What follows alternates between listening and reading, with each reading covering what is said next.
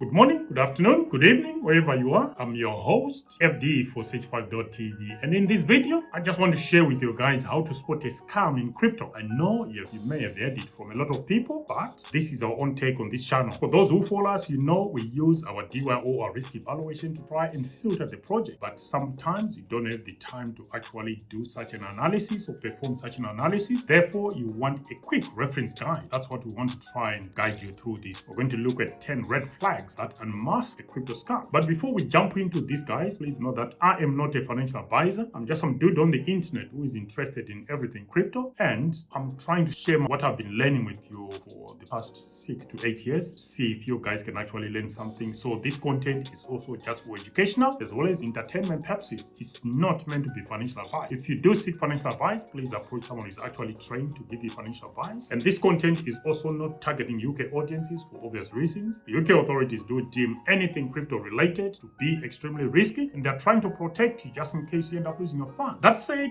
let's come back to this video. Imagine a carnival midway at midnight, bright lights, booming hype, carnival backers shouting, "Next ride, 100x!" Only this isn't cotton candy or Ferris wheel, it's crypto, and one wrong pull or rug away from disaster. Welcome to the ride where scam coins lie behind every shiny new launch, set up with influencer bazaars and airtight exit strategies. So most of the time, some of these influencers, they work hand in glove with the scammy project owners or creators. Now, let's dive into how to spot these scams, the grifts dressed as opportunities using the latest intel, real terminology, and recent example. Let's try that. The first one, the first red flag is anonymous or fabricated team. And why does that matter? Well, real teams stand behind their names, reputations, and ideas. Scam projects often use stock photos, deepfake profiles, or entirely AI-generated personas. I mean, as an example, this year he had the MetaFi protocol rug pull, which featured a fully AI-created team with fake credentials from Google and JP Morgan, racking in 4.2 million before vanishing. If you invested in that, tell us what was your experience. Next, where there is no white paper or empty buzzword salad. Now, I'm not saying all decent projects have got a white paper. Some actually hide behind a nicely created white paper, but you are having to combine these things as a set of aspects or attributes you need to look at, not just consider one. So, if a project is questionable and then it lacks a white paper or it's full of empty buzzwords, you need to pay attention and actually look further. And why does that matter? Well, legitimate projects articulate value through detailed designs. Scam coins often rely on vague promises like revolutionary DeFi with zero substance. So you always need to demand the white paper to clarify some of these things. Scammers often produce marketing fluff instead of a decently put together white paper. So that's something to look out for. Next, you got unverified smart contracts and centralized control. You can go to different platforms where you can verify contracts or told how risky platform is and so forth, because each smart contract may actually be risky and there may be backdoors for the contract owners to siphon or drain liquidity from the project. So always look out for unverified smart contract and centralized control. Why does this matter? Well, contract code with the hidden admin privileges, for example, minting additional coins, blacklisting, sell restrictions, allow developers to execute exit scams or honeypots. And always remember this, if the contract is not verified on explorers like Etherscan or is upgradable without restrictions, if you were me, you would walk away. You do you, of course. Next, you got unlocked liquidity or no lockup at all. Why it matters? Well, without locked liquidity, developers can pull the rug. Projects should use verifiable liquidity locking protocols. Use tools such as Setic, TrustSwap, Team.finance. The other two, I've not used them, but I've used Setic. Next, let's look at sketchy tokenomics and holder distribution. A lot of them do this. Holder distribution, some just create wallets that they actually own and pretend they're owned by third parties. So you need to be aware of that as well. And why does this matter? Well, scam projects often allocate large supplies to insiders or whales, giving them the power to crush the market at will. So you always need to check whether they are using on-chain analytics, for example, Nansen, to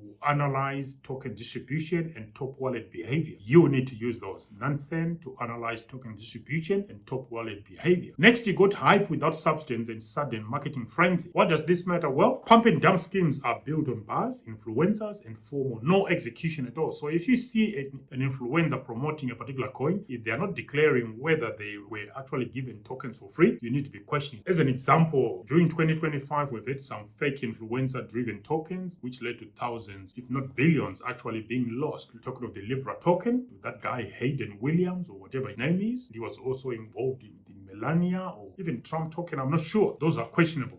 Next, let's go to suspicious price and volume behavior. Why does this matter? Well, rug pulls often follow parabolic price climbs, rapid volume spikes, then sudden collapse. So watch out for high volume on DEX launches, followed by zero liquidity or trading below initial price. Next, you got poor or non-existent audits. Without auditing, code could house backdoors or malicious logic, especially in DeFi or token contracts. Verifying audit provenance via Septic, Heiken, and Consensus is actually essential in this case because those organizations are also reputable. Next, you got pump and dump and Ponzi signature. Pump and dump, what is it? Well, this is where organizers inflate price, sell off, then leave price in ruin. Ponzi behavior is where early holders get paid with newer investors' money, which is unsustainable. The tip here is to look for red flags that include guaranteed returns or multi-level referral incentives. So these referral schemes, they are not always what they seem or what's written on the tin. Last but not least, celebrity or political endorsements, scams, and meme coin. There is one big one. You know what I mean by that. That is well known, but it is still a Ponzi scheme. And any project coming from those quarters is still a Ponzi scheme. Celebrities or political figure endorsements can lure trust and money just for collab. Some of them are still holding quite well because they are looking at probably not the long game, but the medium-term game, I think. Recent cases include Argentina's Libra meme coin, endorsed by President Javier Milei, Sage then collapsed 85%, pocketing founders while thousands lost out. You could say the same with the MELANIA meme coin. The Trump token is still holding well, but and then the recently launched World Liberty Finance token. It's MEX a scam. Scam might be made official or dressed in a nice clock or cheap clock, but it is actually a wolf in the making. Anyway, your pre-investment checklist. For me, my pre-investment checklist on how to spot a scam in minutes. It doesn't take long. Check the tier. Can you verify identities via LinkedIn or GitHub? White paper review. Is it detailed, original, technically grounded? You need to be able to read one, of course. So there are various videos out there that actually show you and share with you techniques on how to read decent white paper. Contract audit and control. Is the contract verified and ownership renounced or audited? Liquidity lock. Can you confirm LP tokens are locked beyond launch? Token distribution. Are top holders transparent and reasonable? Say minus 20% or so. If you want to know more about token distribution, you need to watch our videos where we perform DYOR on various projects. It will give you a hint. Marketing versus dev ratio. More hype than code. That's an alert. Price anomalies, sudden spikes, volume without fundamentals. You need to avoid that. Audit presence. Is code being reviewed by a reputable firm? If not, that's a red flag. Return claims, unrealistic or guaranteed returns. Walk away, especially those that are giving you massive APRs for locking your tokens. You need to walk away. It's not worth the risk, guys. I can tell you that. External endorsement, endorsed by unknown entities or stolen likeness. Tread very cautiously. So guys, scam projects in crypto are like flashy carnival backers. Loud, tempting, but often hollow. They lure you in with promises of moonshots only to disappear with your funds in a path